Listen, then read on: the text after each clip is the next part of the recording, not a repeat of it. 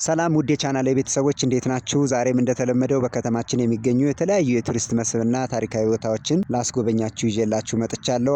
በቅድሚያም ለቻናሌ አዲስ የሆናችሁ የደወል ምልክቷን በመጫን እንደዚህ አይነት ተመሳሳይ ቪዲዮዎች ስጭን ሁልጊዜ እንዲደርሷችሁ ሰብስክራይብ በማድረግ ቤተሰብ ይሁኑ። ውድ የቻናሌ ቤተሰቦች አሁን የምንገኘው መሀል አዲስ አበባ 4 ኪሎ ቤተ መንግስት ጀርባ ከአዲስ አበባ ኤርትራ ዋና ከተማ አስመራ 1080 ኪሎ ሜትር ርቀት ላይ ወይም በተለምዶ 1080 እየተባለ የሚጠራው ሰፈር ላይ እንገኛለን። ዲሱ የግንፍሌ ፓርክ ከዚህ በፊት ገጽታው የተበላሸ የነበረ ቢሆንም የአዲስ አበባ ከተማ የኮሪደር ልማትን ተከትሎ እንዲህ በአማረ ሁኔታ ተሰርቶ ለህዝብ አገልግሎት ክፍት ተደርጓል። በቅርቡ ተመርቆ ለህዝብ አገልግሎት ክፍት የተደረገው የቀበና ፓርክ የአገልግሎት የሚሰጠው በነፃ ሲሆን እርስዎም ልደት፣ ሰርግና ልዩ ልዩ ፕሮግራም ሲኖራችሁ መጥታችሁ መጎብኘትና መዝናናት ትችላላችሁ።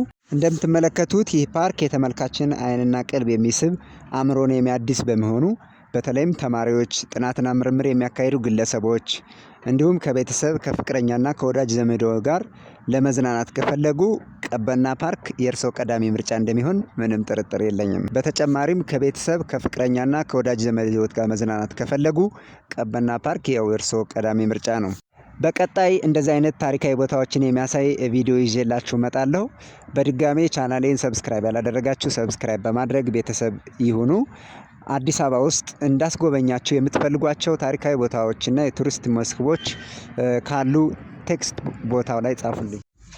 ውድ የቻናሌ ቤተሰቦች በተጨማሪም አዲስ አበባ ውስጥ እንዳትጎበኛችሁ የምትፈልጓቸው ልዩ ልዩ ታሪካዊ ቦታዎችና የቱሪስት መስህቦች ካሉ የዚህ ቪዲዮ የአስተያየት መስጫ ኮሜንት ላይ ጻፉልኝ።